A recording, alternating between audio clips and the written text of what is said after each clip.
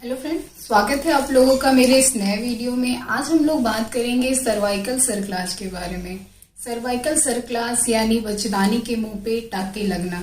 आप लोगों ने इसके बारे में सुना तो होगा, तो जब भी ये सुना होगा तो मन में सवाल आता होगा कि अब ये क्या चीज़ है, क्यों बच्चेदानी के मुंह पे टाके लगा दिए जाते हैं, कब लगाए जाते हैं, किन कंडीशंस में लगाए जाते हैं, इसकी वजह से क्या परेशानी हो सकती है, और भी बहुत सारी चीजें हैं जो दिमाग में आती होंगी। तो आज हम लोग इस वीडियो में सर्वाइकल सर्कलाज से रिलेटेड बहुत सारी चीजों को जानेंगे। तो वीडियो में लास्ट तक बने रहें, और अगर आप इस चैनल पे नए हैं तो चैनल को सब्सक्राइब करना ना भूलें। सर्कलाज का फ्रेंच मीनिंग होता है हुक। सर्वाइकल सर्कलाज में जो सर्विक्स है उसको थ्रेड से बांध दिया जाता है, उस पे स्टिचेस लगा के उसको सिक्योर किया जाता है। अब ये किन कंडीशंस में किया जाता है? डॉक्टर ऐसा इसलिए करते हैं क्योंकि जो पेशेंट है प्रेगनेंसी के समय उसकी जो सर्विक्स है वो वीक होती है, और 9 मंथ तक जो बेबी है उसके प्रेशर को नहीं टॉलरेट कर पाती है।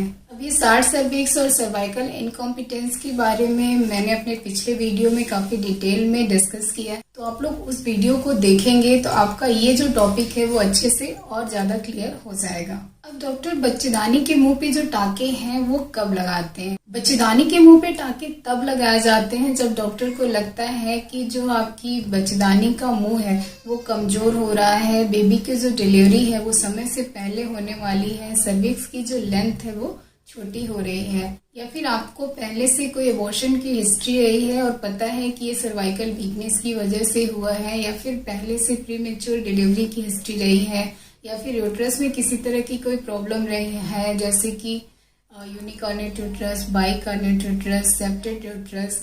कुछ ऐसे भी केसेस है जहां यूएसजी में एक्सीडेंटली डॉक्टर डायग्नोज करते हैं कि जो सर्विक्स है उसकी जो लेंथ है वो कम हो रही है, तो ऐसे केसेस में भी डॉक्टर आपको स्टिच लगाते हैं। अब जिन केसेस में पहले से ही खराब हिस्ट्री है, पता है कि एबॉर्शन हुआ है, प्रीटर्म डिलीवरी हुआ है, तो ऐसे केसेस में डॉक्टर जब आपका एंटी स्कैन कराते हैं और बेबी में कोई तरह की एनॉमली या कोई परेशानी नहीं दिखती है तो प्रोफिलैक्टिकली इसको 11 से 14 हफ्ते पे लगा देते हैं।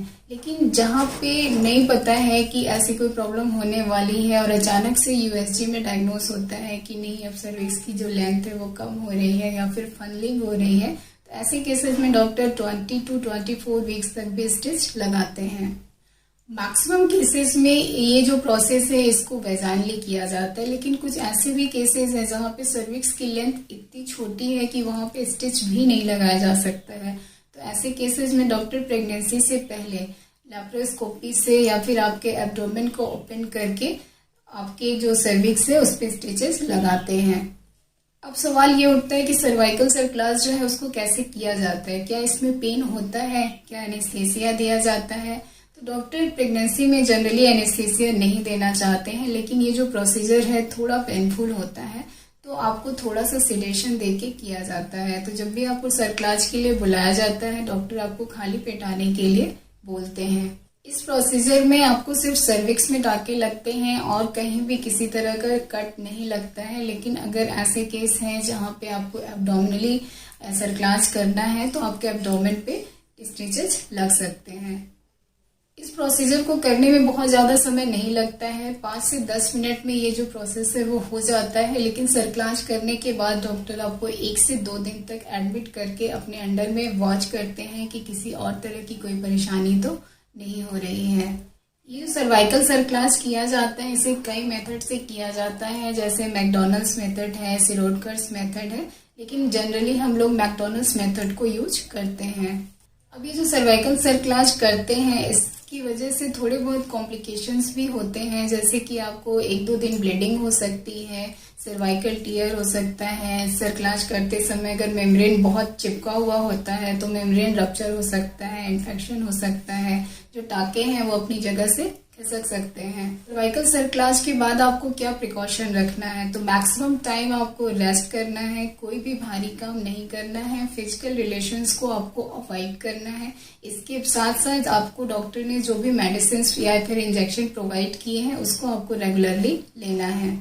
जब भी डॉक्टर आपको विजिट के लिए बुला रहे हैं, आप विजिट करने जरूर से जाएं। सर्कलाज के बाद आपको 1 से 2 दिन तक हल्की फुल्की ब्लीडिंग हो सकती है। तो ये जो ब्लीडिंग है ये सर्विक्स से होती है, तो इसके लिए बहुत ज़्यादा घबराने की बात नहीं है। लेकिन अगर आपको ब्लीडिंग बहुत ज़्यादा हो रहा है, पेट में दर्द हो रहा है, हैवीनेस लग रहा है, ऐसी कोई दिक्कत लग रही है, तो आप तुरंत डॉक्टर से जाके मिलें। क्योंकि एक बार अगर लेबर का प्रोसेस शुरू हो गया तो डॉक्टर इसे रोक नहीं सकते हैं। बेबी बाहर जरूर से आ जाता है, लेकिन अगर टाके लगे लगे बेबी बाहर आएगा तो वो सर्विक्स को पूरा टीयर करते हुए आएगा, जिसकी वजह से आपको कॉम्प्लिकेशंस ज़्यादा होंगे। कुछ सेलेक्टेड केसेस भी हैं जहाँ पे डॉक्टर स्टिचेस नहीं लगाते हैं, जैसे कि आपको एक्टिव ब्लीडिंग हो रही है या फिर लेबर का जो प्रोसेस है वो एक्चुअल में स्टार्ट हो गया है, आपका जो सर्विक्स है वो डायलेट होना शुरू हो गया है, या फिर आपका जो मेम्ब्रेन है वो प्रोलैप्स हो रहा है, मतलब वो सर्विक्स पे आके एकदम इंटैक्ट है, उसके बाहर आ रहा है। तो ऐसे में अगर डॉक्टर सर्विक्स पे स्टिचेस लगाने जाएंगे तो मेम्ब्रेन तुरंत रप्चर हो जाएगा, या फिर ऐसे केस जहाँ पे मेम्ब्रेन ऑलरेडी रप्चर हो चुका है। इन सारे केसेस में डॉक्टर अगर स्टिच लगाएंगे भी तो इसका आपको कोई फायदा नहीं होगा। ये जो स्टिचेज है इसे निकाला कब जाता है, तो इस स्टिच को डॉक्टर जो बेबी मैच्योर हो जाता है तो डिलीवरी से पहले निकाल देते हैं, यानी 37-38 वीक्स पे इसको निकाल दिया जाता है। लेकिन अगर आपको प्रीटर्म लेबर पेन शुरू हो गए हैं तो ऐसे केसेस में भी डॉक्टर स्टिच को तुरंत निकाल देते हैं। अगर डॉक्टर ने स्टिच नहीं निकाला तो स्ट्रॉन्ग कंट्रैक्शन आने पे जो सर्विक्स है वो टीयर हो जाएगा और उसके साथ बेबी बाहर आएगा, क्योंकि बेबी को तो बाहर आना है, वो अपना रास्ता बनाएगा और अगर उससे रास्ता नहीं मिलेगा तो वो टीयर करता हुआ पूरा बाहर आएगा, तो जिसकी वजह से आपका जो कॉम्प्लिकेशन है वो बढ़ सकता है। अगर पेशेंट का किसी कारण से सर्जरी प्लान है कि इसको सिजेरियन करके बेबी को बाहर निकालना है, तो फिर डॉक्टर सिजेरियन से पहले, मतलब जब एनेस्थीसिया पेशेंट को लग जाता है तो सिजेरियन से पहले या सिजेरियन के बाद इसे ओटी में ही निकाल देते हैं। कुछ लोग का सवाल होता है कि अगर सर्कलाज हो गया है तो सर्कलाज के बाद नहा सकते हैं कि नहीं नहा सकते हैं। तो सर्कलाज के बाद नहाने का कोई ऐसा कंट्राइंडिकेशन नहीं है, लेकिन अगर आपको किन्हीं कारणों से बेड रेस्ट एडवाइज किया गया है तो लंबे समय तक आपको बात नहीं लेना है। दूसरा सवाल कि सर्कलाज के बाद आप वॉक कर सकते हैं कि नहीं कर सकते हैं, तो ये डिपेंड करता है कि आपको किन कारणों से स्टिचेस लगे हैं। जैसे कि अगर आपको पहले से अबॉर्शन या प्रीटर्म डिलीवरी की हिस्ट्री रही है और डॉक्टर ने 12 से 14 हफ्ते पे प्रोफिलेक्टिकली इसे लगाया है तो आप हल्का फुल्का वॉक कर सकती हैं, इसमें कोई प्रॉब्लम नहीं है। लेकिन अगर आपका जो यूट्रस का माउथ है वो ओपन होना शुरू हो गया है तब डॉक्टर ने स्टिचेस आपको लगाए हैं, तो जितना हो सके उतना आपको बेड रेस्ट करना है। ये आपके सर्विक्स को क्लोज रखने में आपकी मदद करेगा। आपका जो मूवमेंट है आपके गेस्टेशनल एज पे भी डिपेंड करता है, जैसे कि 32 वीक्स तक आपको ज़्यादा अलर्ट रहना है, क्योंकि अगर 32 वीक्स से पहले डिलीवरी होती है तो बेबी जो है बहुत ज़्यादा मैच्योर नहीं होता है, कॉम्प्लिकेशंस ज़्यादा होते हैं और जो उसके सर्वाइवल का चांस है वो भी काफ़ी कम होता है।